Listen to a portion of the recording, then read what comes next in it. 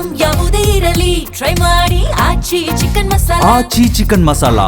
ಬರಪೀಡಿತ ಬಯಲುಸೀಮೆ ಭಾಗದ ಜನತೆಗೆ ಎತ್ತಿನ ಹೊಳೆ ಯೋಜನೆಯ ದಶಕಗಳ ಕನಸು ನನಸಾಗುವಂತ ಕಾಲ ಕೂಡ್ ಬಂದಿದೆ.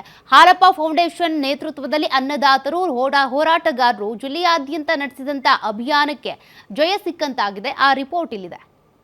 ಬರಪೀಡಿತ ಬಯಲು ಸೀಮೆಯ ತುಮಕೂರು, ಕೋಲಾರ, ಚಿಕ್ಕಬಳ್ಳಾಪುರ ಹಾಗೂ ಇನ್ನಿತರ ಜಿಲ್ಲೆಗಳಿಗೆ ಕುಡಿಯುವ ನೀರು ಮತ್ತು ಅಂತರ್ಜಲ ವೃದ್ಧಿಗಾಗಿ ರೂಪಿಸಿರುವ ಎತ್ತಿನ ಹೊಳೆ ಯೋಜನೆಗೆ ಅಡ್ಡಿಯಾಗಿದ್ದ ಅರಣ್ಯ ಇಲಾಖೆಯ ಕ್ಲಿಯರೆನ್ಸ್ ಸಿಕ್ಕಿದೆ.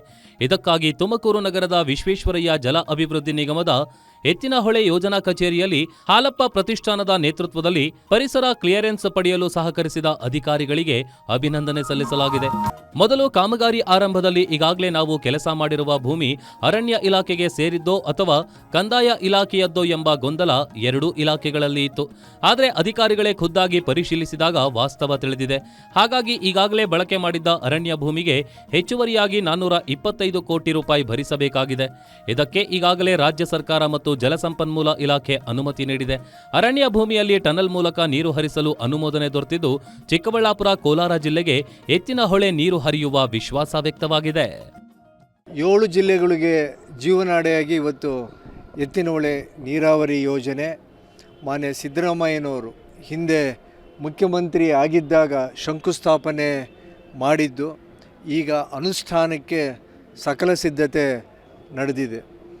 ಸರ್ಕಾರ ಹಾಗೂ ಅಧಿಕಾರಿಗಳು ಹೇಳೋ ಪ್ರಕಾರ ಇದೇ ಅಕ್ಟೋಬರ್ ತಿಂಗಳಲ್ಲಿ ತುಮಕೂರಿನ ಎಲ್ಲ ತಾಲೂಕುಗಳಲ್ಲಿಗೂ ಕಾಲುವೆಗಳಿಗೆ ನಾವು ನೀರು ಕಾಣ್ಬೋದು.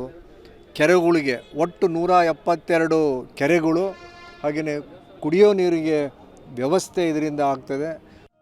ಎತ್ತಿನ ಹೊಳೆ ಯೋಜನೆಯಿಂದ 15,029 ಟಿಎಂಸಿ ಕುಡಿಯುವ ನೀರಿಗೆ ಮತ್ತು 8,967 ಟಿಎಂಸಿ ನೀರನ್ನು ಅಂತರ್ಜಲ ವೃದ್ಧಿಗೆ ಕೆರೆ ತುಂಬಿಸಲು ನಿಗದಿಪಡಿಸಲಾಗಿದೆ. ಎತ್ತಿನ ಹೊಳೆ ಪಾಯಿಂಟ್ನಿಂದ ಯೋಜನೆಯ ಕೊನೆಯ ಪಾಯಿಂಟ್ವರೆಗೂ ನಿಗದಿಪಡಿಸಿದ ನೀರನ್ನು 1 ವರ್ಷದಲ್ಲಿ 139 ದಿನಗಳಲ್ಲಿ ಹರಿಸುವುದು ವಿಶ್ವೇಶ್ವರಯ್ಯ ಜಲ ಅಭಿವೃದ್ಧಿ ನಿಗಮದ ಕೆಲಸ.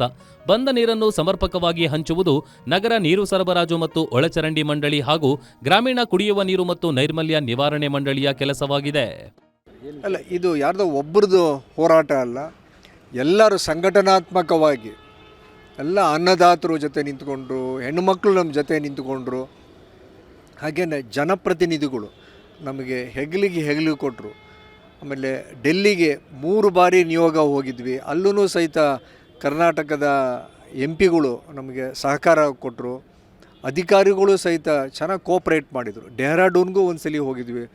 ಪರಿಸರ ಇಲಾಖೆದು ಪ್ರಯೋಗಾಲಯ ಅಲ್ಲಿದೆ ಅಂಥೇಳಿ ಎಲ್ಲ ಕಡೆಯೂ ಅಧಿಕಾರಿಗಳು ನಮ್ಮ ಜೊತೆ ಬಂದಿದ್ದರು. ಕೊನೆಗೆ ಸಂತೃಪ್ತಿ ಎಲ್ಲರ ಮುಖದಲ್ಲೂ ನಾವು ನೋಡ್ತಾ ಇದ್ದೀವಿ.